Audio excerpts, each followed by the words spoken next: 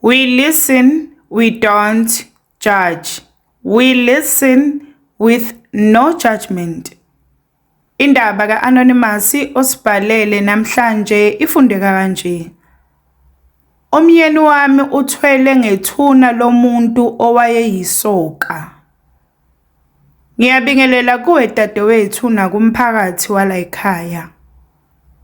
Umyeni wami saqala ukuthandana sisase high school, saqeda sonke isikole.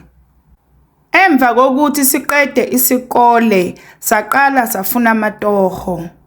Ngoba sobabili sasiphuma emakhaya angamile kahle. So besingeke sikwazi ukuqhubeka nezifundo zethu. Sasiwathola ke amatoho kodwa abuye aphele. Impilo sasiyincenga kodwa inzima. Sagcina sithola ingane yethu yokuqala. Kwaphoqa ke ukuthi umyeni wami enyuke eye eGoli eyozama khona ukuze akwazi ukusinakekela sinomntwana. Wafika ke eGoli wasebenza unyaka owodwa waphela umsebenzi. Wabuya ke sazohlala sonke ekhaya. Sabonisana ukuthi ngoba umsebenzi unqabile nesimo sibi kungcono siqale ibhizinisi lokuthengisa ukudla eRank. Ngebhadi ke lelo bhizinisi alihambanga kahle ngoba ukudla bekungathengwa bekuze kubole. Kwabanzima kakhulu beyingekho imali engenayo beyiphuma kuphela. Kubo nje kulobo bunzima, ngelinye ilanga umyeni wami wahlangana nomunye umngani wakhe esakhula naye. Esehamba ngenqovunqovu yemoto, imali ithi baba enganeni. Bakhuluma ke umyeni wami wase ecela ukuthi umcela amzamele amatoho, izinto ziyabheda kakhulu akukho okuhlanganayo. Wase emnika ke inamba yakhe ethi amfonele ntambama bezoxoxa okwamanje usaphuthumela emhlanganweni. Nangempela ke ntambama wamfonela lo mngani wakhe. Ngenhlanhla walibamba ucingo. Bakhuluma ke umyeni wami wamchazela ngendlela isimo sibheda ngakhona ngapha sekunengane phakathi. Lo mngani wabuza umyeni wami ukuthi uzimisele kangakanani ngokushintsha isimo somuzi wakhe. Washo ke umyeni wami ukuthi angenza noma yini ukususa ikati eziko. Wathi lo mngani akunankinga ke ndoda, uma uzimisele asihlangane edolobheni ngakusasa ngo-8 ekseni. Sajabula ke sinomyeni wami ukuthi engathi uyathembisa lo mngani wakhe. Sasifisa ukuthi ngabe sekusile. Nangempela ke ekuseni ukusa kwaziwa yithina.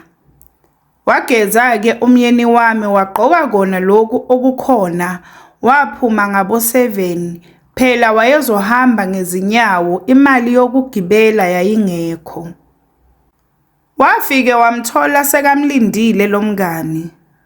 Bahlala phansi ke bakhuluma. Umngani lo wamtshela umyeni wami ukuthi yena uthwele.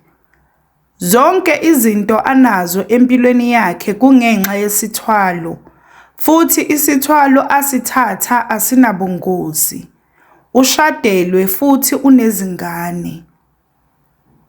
Washo ke ukuthi uma umyeni wami ezimisele ngempela ukufana naye, aphile kahle, ahambe ngezimoto eziphezulu, ahlonishwe endaweni, angamsiza amyise la kathwala khona, angakhathazeki ngemali, yena uzokhokha zonke izindleko. Wamtshela ke ukuthi akahambe ayocabanga kahle, uzozwa ngaye ukuthi uthatha siphi isinqumo. Wabuya eshaya kancane njengoNikodima umyeni wami. Wafike ekhaya wahlala yedwa cishe into engenza i-hour. Umbona nje ukuthi inkulu into esengqondweni yakhe. Ngangizibuza ukuthi kazi uhambe njani? Yini kanti le ayitshelwe yilo mngani wakhe? Kwathi ngelikade wangibiza ukuthi angisondele sikhulume. Wafike wathi kimi, "Mamakhe, uyazi ngiyakuthanda. Ngiyafisa ukukujabulisa nawe uphile impilo engcono njengamanye amakhosikazi ungasweli lutho. Kodwa nawe uyazi kudala ngizama akwenzeki angazi kuvalephi." Lapho ngithule ngimamele, waqhubeka wathi, "Sihlangeneke nalensizwa, saxoxa, kodwa lento ebesizitshela ukuthi ungibizela yona akusiyiyo. Kunalokho ukhulume ngenye into ebengingakaze ngiyicabange." Ngabuza-ke ukuthi ngabe utheni kanti? Wavele wathula umyeni wami wabheka phansi isikhathi eside. Ngambona edonsa umoya nakhona ewudonsela kude. Ngabona nami ukuthi kusho inzima-ke le ndaba. Waphendula ngelikade wathi, "Ithe lensizwa uma ngifuna ukufana nayo ngibe nemali ngihlonishwe nasemphakathini kuzomele ngithwale ngento enganabungozi." Ngathwala izandla ekhanda ngakhuza umhlolo. Ngambuza ukuthi manje wena utheni? Wathi unginikeze isikhathi sokuthi ngiyicabange kahle le ndaba. Mase ngithathile isinqumo bese ngiyamthinta. Waqhubeka-ke wakhuluma, wangichazela kahle konke abakukhulumile nalomngani wakhe.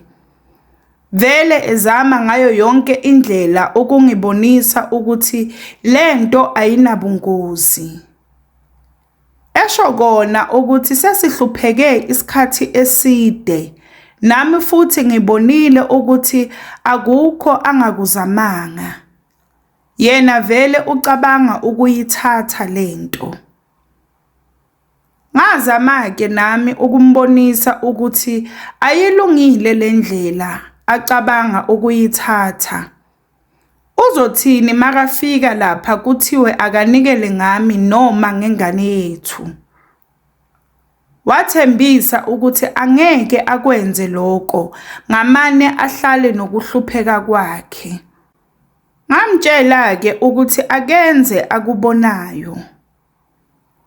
Kwandlula izinsuku ezimbalwa, wangihlalisa phansi umyeni wami wangitshela ukuthi sekasithathile isinqumo, uyayenza vele lento. Washo ukuthi iyamuhlukumeza lento yokungakhoni ukunakekela umndeni wakhe.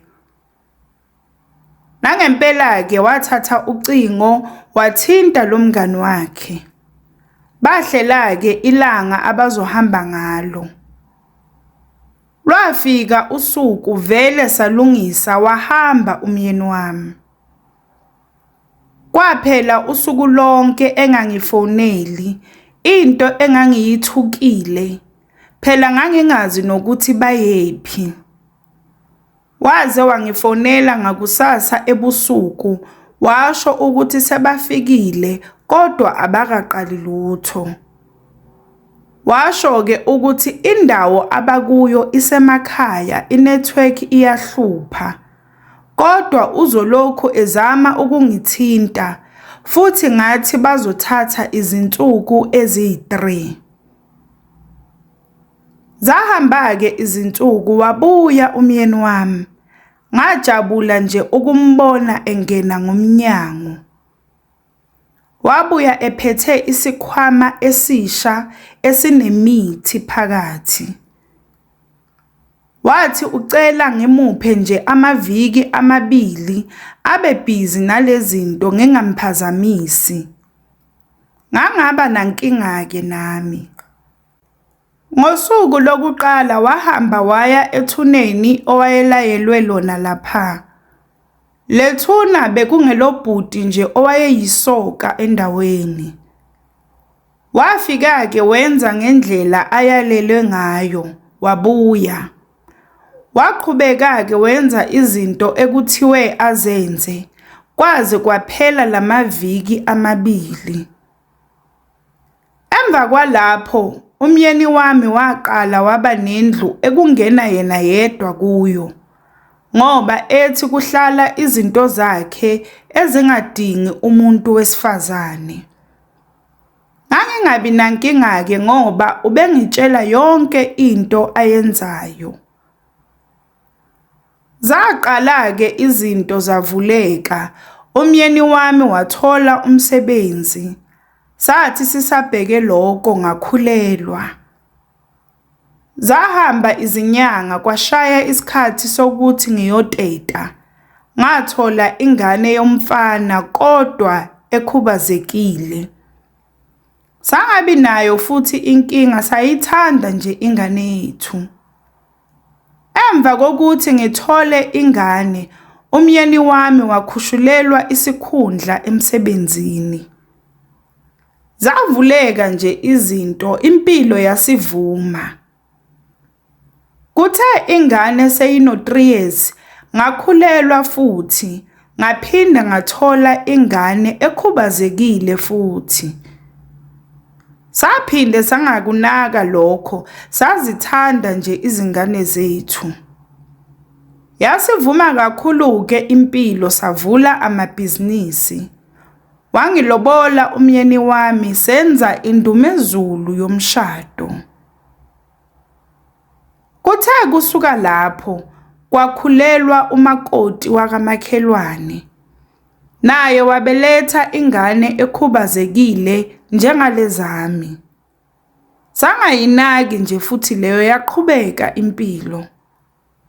Kuthe kusenjalo, kwakhulelwa omunye futhi umakhelwane, naye futhi wathola ingane ekhubazekile.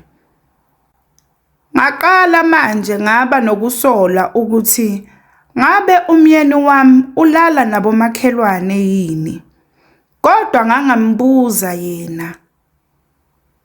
Kwathi nje kungakapheli izinyanga ezingakhi, kwaba khona omunye futhi umakoti osanda kugana, naye wakhulelwa, wathola ingane ekhubazekile futhi. Lezi ngane zonke bezikhubazeke ngendlela ecishe ifane futhi zingabafana.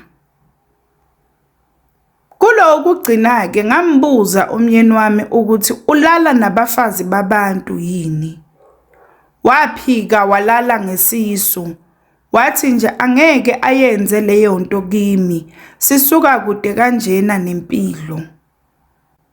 Ngambuza ukuthi pho yini indaba bonke labafazi bazale izingane ezifana nezakwami.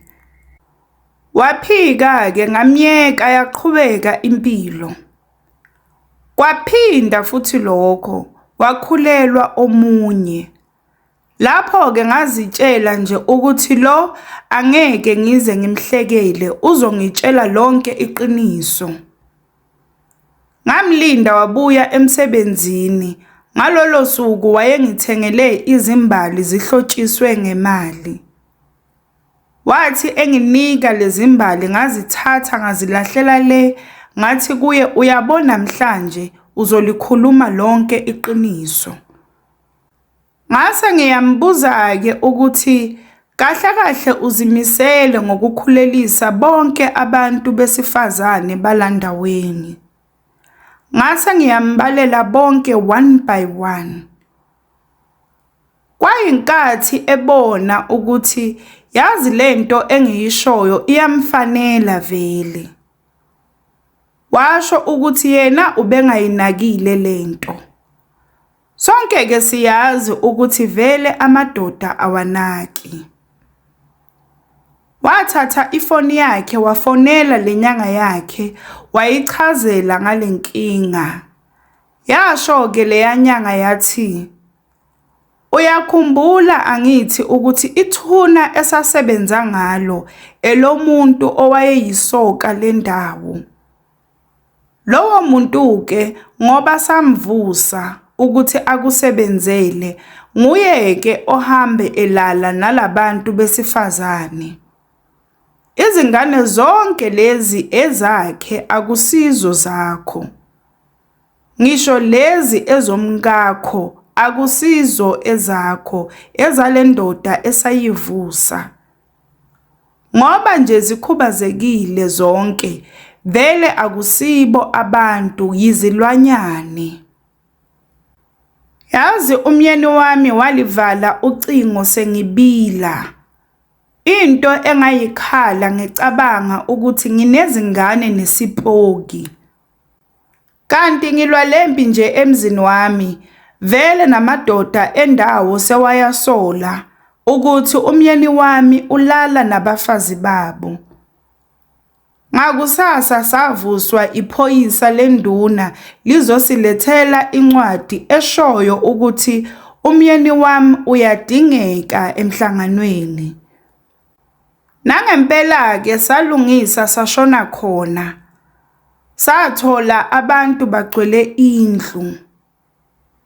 Bakhuluma-ke nabo basho vele lento bengiyisho nami.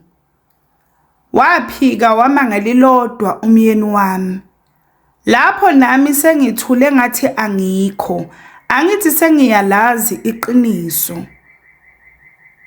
Umyeni wami-ke ngoba usozimali, wathi kungcono akwenziwe ama-DNA uzowakhokhela yena. Nangempela-ke enziwa ama-DNA kwalindwa abuya ama-results athi negative. Umyeni wami akasiye ubaba walezi ngane. Kwaphinde kwenziwa ama-DNA nabakhwenyane balabafazi, wona abuya athi positive. Nezami izingane ama-results abuya athi ezakhe umyeni wami. Badideka-ke abantu bendawo, ngapha vele ayikho nento engako abangayenza ngoba phela iningi labo lisebenzela yena umyeni wami ongumphathi wabo. Inyanga-ke yasho ukuthi lento iyophela mhlazane kwashona umyeni wami. Esaphila nje zisazozalwa lezi ngane.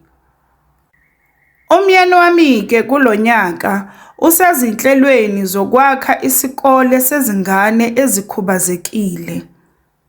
Angifuni ukuqamba amanga, uyangidla kakhulu uNembeza. Yona imali ikhona yiningi futhi, kodwa angisakujabuleli ukuyidla.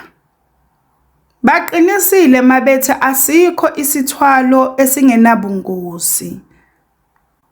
We listen, we don't judge. We listen with no judgment. Sacela usitshele ukuthi ucabangani ngendaba ka-Anonymous osibhalele namhlanje lapha ku-comment section. Sacela ungakhohlwa ukulike, ushare, usubscribe. Ungakhohlwa ukuthi ukusubscribe is for free, awubhadali lutho. It's for free.